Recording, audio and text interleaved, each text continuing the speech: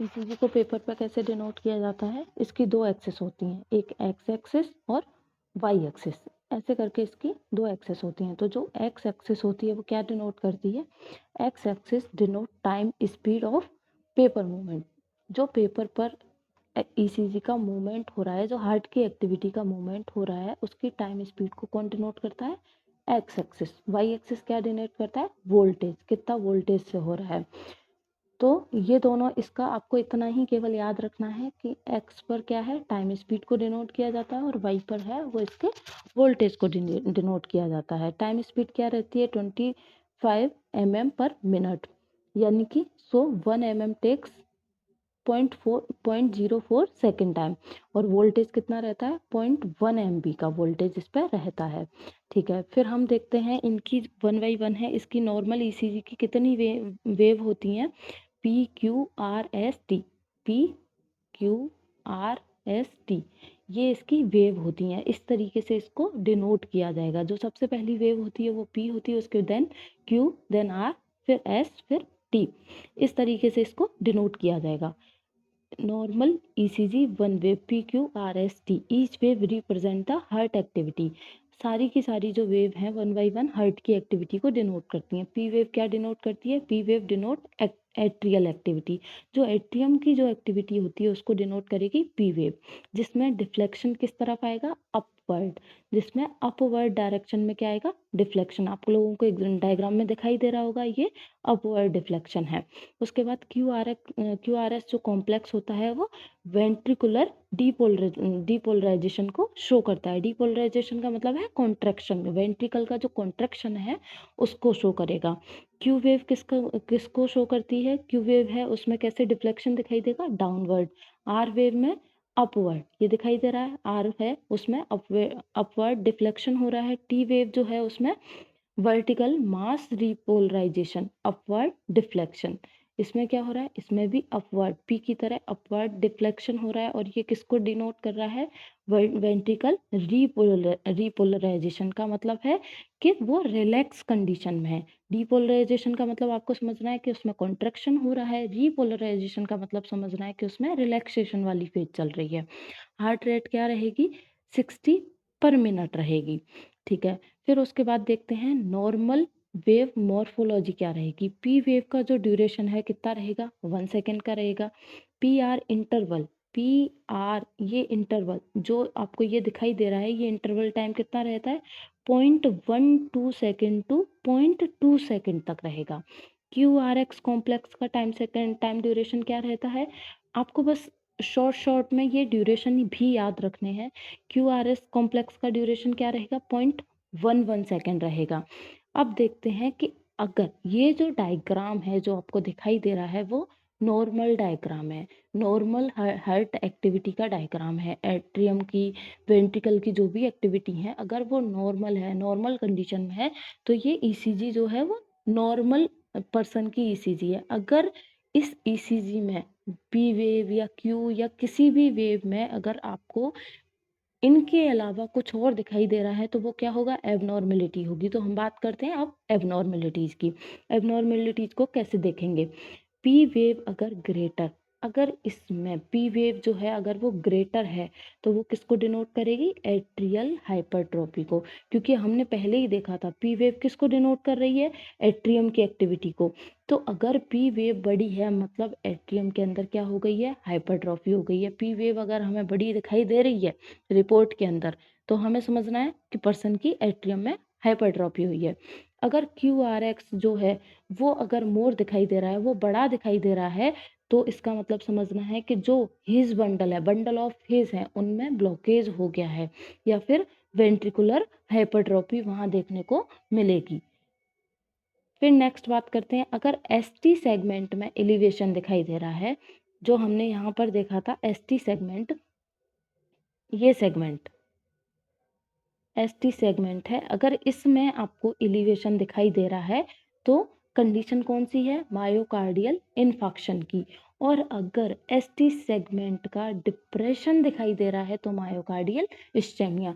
तो आपको ईसीजी को देख के ही समझ जाना है, अगर इलिवेशन है तो मायोकार्डियल इन्फार्क्शन की कंडीशन है, अगर डिप्रेशन है तो मायोकार्डियल इश्चेमिया की कंडीशन है। अब हम बात करते हैं ईसीजी की मैकेनिज्म की। तो ये भी आपको शॉर्ट फॉर्म में शॉर्ट करके थोड़ा बता देती हूँ मैं, वैसे ही आपको एग्जाम में लिख के आना है। डीप देखो कितनी फेज चलेंगी, एक चलेगा, दो तरीके से हार्ट की एक्टिविटी शो होती है, डीपोलराइजेशन और रीपोलराइजेशन। यानी कि एक टाइम पर तो हार्ट जो है वो कॉन्ट्रैक्शन या एट्रियम या वेंट्रिकल का कॉन्ट्रैक्शन की बात करें, और एक टाइम पर हम बात करते हैं उनके रिलैक्सेशन की। तो सबसे पहले हम बात करते हैं डीपोलराइजेशन फेज। मायोकार्डियम, मायोकार्डियम किसको बोलते हैं? हार्ट मसल्स को। जो हार्ट मसल्स होती हैं is made of cardiac muscle fibre.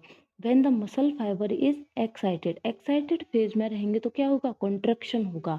When the muscle fibre is excited through the atrial activity, जो इलेक्ट्रिकल एक्टिविटी जनरेट हुई है हार्ट में उसकी वजह से अगर मसल फाइबर हैं वो एक्साइटेड होते हैं, तो उसी को क्या समझना है? Depolarization. The depolarization start at atrium. कहाँ से शुरू होगा? एट्रियम से।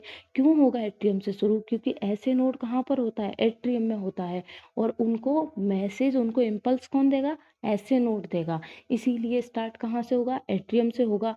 फिर उसके बाद वन बाई वन पूरे हार्ट में वो फैलना शुरू करेगा and spread all over the heart and at the apex of heart. क्या है? एट्रियम से शुरू हुआ, पूरे हार्ट में पहुंच करके एंड कहाँ पर होगा? अपेक्स ऑफ द हार्ट पर। फिर सेकंड बात करते हैं हम रीपोलराइजेशन की। आफ्टर कंप्लीट एक्साइटेशन, यानी कि डीपोलराइजेशन या कॉन्ट्रैक्शन जब पूरा हो जाएगा उसके बाद क्या होगा? The heart muscle will be relaxed, relaxed रहेंगी for a while. This is called repolarization relaxation. यानी कि हार्ट या एट्रियम या वेंट्रिकल अब रिलैक्सेशन की फेज में है। तो रीपोलराइजेशन किसको डिनोट कर रहा है? रिलैक्सेशन को। Each and every muscle fibre will be relaxed after the excitation, यानी कि कॉन्ट्रैक्शन के बाद हार्ट की मसल्स, मायोकार्डियम जो हैं, जो कार्डियक मसल्स जो हैं वो क्या है? रिलैक्स होंगी। This is essential for the next depolarization. अब रीपोलराइजेशन क्यों हुआ? क्योंकि नेक्स्ट डीपोलराइजेशन के स्टार्ट होने के लिए एक बार रीपोलराइजेशन होना जरूरी है। Therefore, depolarization is followed by repolarization in every heart fiber muscle। यानी कि हर मसल फाइबर एक बार डीपोलराइजेशन की कंडीशन में जाएगा और एक बार रीपोलराइजेशन में जाएगा। नॉर्मली इट स्टार्ट एट ऐसे नोड, ये बात हम यहाँ कर चुके हैं। ऐसे नोड से स्टार्ट होते हैं क्योंकि डीप जो है कॉन्ट्रैक्शन कहाँ से शुरू होगा? एट्रियम से शुरू होगा। तो ऐसे नोड से स्टार्ट होगा, SA node in atria. From there is spread through every muscle fibre one by one up to apex. फिर वन बाई वन ये ऐसे नोड से लेके अपेक्स तक हर मसल फाइबर के पास डीपोलराइजेशन और रीपोलराइजेशन दोनों फेज में सारे के सारे मसल फाइबर जाएंगे। फिर उसके बाद देखते हैं हम कंडक्शन पाथवे। जो ये इम्पल्स जनरेट हो रहा है, जो वेव जनरेट हो रही हैं, उनका पाथवे क्या रहेगा? सबसे पहले कहाँ से शुरुआत हुई, फिर वन बाई वन, यानी कि ऐसे नोड से शुरू हो रहा है तो उसके बाद कहाँ जाके फिर अपेक्स तक जाएगा, उसकी बात हम करते हैं। टू अंडरस्टैंड द इलेक्ट्रोकार्डियोग्राम, यानी कि जो डायग्राम बना, to understand the electrocardiogram it is important to know from where the heart beat start and how it spread.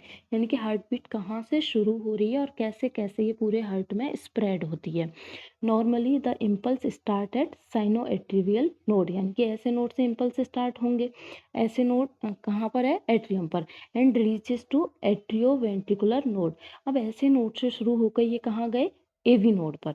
AV node कहाँ होगा? एट्रियम में। एट्रियम में ही होगा, लेकिन कैसे होता है? जैसे मान लो ये एट्रियम है, ये राइट एट्रियम है, यहाँ पर ऐसे नोड है और एवी नोड कहाँ होगा? इस जगह होगा। ठीक है, तो ये कहाँ से गए? ऐसे नोड से एवी नोड तक गए। फिर उसके बाद क्या होगा? Then through the bundle of His via right and left bundle branches. फिर एवी नोड से कहाँ जाएंगे? बंडल ऑफ हिज पर जाएंगे, दोनों, राइट वेंट्रिकल में और लेफ्ट वेंट्रिकल में। It is spread to ventricle. This is this is the normal conduction pathway. Normal conduction pathway एक बार इस ऐसे डायग्राम चार्ट फॉर्म में देख लेते हैं, फ्लो चार्ट में। ऐसे नोड से कहाँ गया? SA node to AV node, AV node to bundle of His, to right and left ventricles. ठीक है, sorry, to right bundle of His, left bundle of His. फिर उसके बाद कहाँ जाएंगे? वेंट्रिकल्स में, यानी कि जो है एवी नोड से कहाँ गई है, बंडल ऑफ हिज कौन कौन से, राइट वेंट्रिकल और लेफ्ट वेंट्रिकल में। फिर उसके बाद the impulse should follow this pattern to spread the entire heart, then it is considered as normal conduction pathway. अगर इस तरीके से इम्पल्स पूरे हार्ट में कंडक्ट हो रहे हैं तभी हमें उसको क्या समझना है, normal. Other than this is other than this it is consider as abnormal. अगर इस तरीके से नहीं हो रहा है तो कौन सी कंडीशन है, एबनॉर्मल है। एबनॉर्मलिटीज की हम बात पहले ही कर चुके हैं, पी वेव है, क्यू आर एक्स कॉम्प्लेक्स है, एस टी है, एस टी का एलिवेशन है, एस टी का डिप्रेशन है। फिर बात करते हैं हार्ट बीट की। One complete depolarization of the heart muscle indicate one heart beat, यानी कि एक बार कंप्लीट डीपोलराइजेशन होने पर एक हार्ट बीट जनरेट होती है। सो नंबर ऑफ डीपोलराइजेशन, तो जितनी बार डीपोलराइजेशन होगा उतनी ही हार्ट बीट होंगी, are equal to number of heart beat. For example it is normal in the normal adult if heart rate is 80, the number of depolarization occurring per minute is also 80। यानी कि किसी person की heart beat 80 है, heart rate 80 है, तो उसके में अपन को समझ जाना है कि इसका हार्ट जो है वो 80 टाइम कॉन्ट्रैक्ट हुआ है। इसका हार्ट में डीपोलराइजेशन कितनी बार हुआ है, 80 टाइम हुआ है। The depolarization has some phases. It starts from SA node in the atria and spread to AV node. In this phase, P wave is seen in ECG, यानी कि ऐसे नोड से AV नोड तक क्या है, impulse जाने पर कौन सी वेव जनरेट होगी, P wave. From AV node the depolarization spread to the rest of the heart, then QRS complex in seen in ECG। अब जब AV नोड से पूरे हार्ट तक जो इम्पल्स जाते हैं उसको कौन डिनोट करेगा, QRS कॉम्प्लेक्स। तो ऐसे नोड से AV नोड तक जाने पर कौन सी वेव आई, पी वेव आई। Show electric conduction from SA node to AV node. तो अपन को पी वेव से क्या समझना है कि ऐसे नोड से एवी नोड तक इम्पल्स जनरेट होके गए हैं तो पी वेव जनरेट हुई है। यानी कि अगर पी वेव में कोई डिफेक्ट है, यानी कि एट्रियम के अंदर कोई डिफेक्ट है, AV node to bundle of His, ठीक है, से क्या समझना है हमको, QRS कॉम्प्लेक्स। फिर उसके बाद ventricular relaxation causes T wave. जब वेंट्रिकल जो है वो रिलैक्सेशन की फेज में होते हैं उसकी वजह से कौन सी वेव जनरेट होती है, T wave. So directly P wave represent the atrial depolarisation, यानी कि एट्रियम के कॉन्ट्रैक्शन को कौन डिनोट करेगा, पी वेव। और QRS कॉम्प्लेक्स जो है वो वेंट्रिकल के डीपोलराइजेशन या कॉन्ट्रैक्शन को डिनोट करते हैं। तो इस तरीके से आपको पूरा ECG को समझना है। आपको ये डायग्राम जो है वो अच्छे से याद रख लेना है। पी वेव क्या दिखा रहा है, पी वेव दिखा रहा है एट्रियम के कॉन्ट्रैक्शन को, QRS जो कॉम्प्लेक्स है वो दिखा रहा है वेंट्रिकल के कॉन्ट्रैक्शन को, और टी वेव क्या शो करा रहा है, टी वेव शो करा रहा है वेंट्रिकल के रिलैक्सेशन को। तो इस तरीके से आपको याद रखना है कितना लीड यूज करते हैं, चेस्ट पर कितनी लीड यूज होती हैं, V1 V2 V3 V4 V5 का सिक्वेंस क्या रहता है, क्यों जो पी वेव है वो ग्रेटर होगी तो क्या होगा, QRS जो है वो ग्रेटर होगा तो क्या होगा, ST का डिप्रेशन होगा तो क्या होगा, एलिवेशन होगा तो क्या होगा। इस तरीके से आपको थोड़ा थोड़ा सारा याद ये रखना है।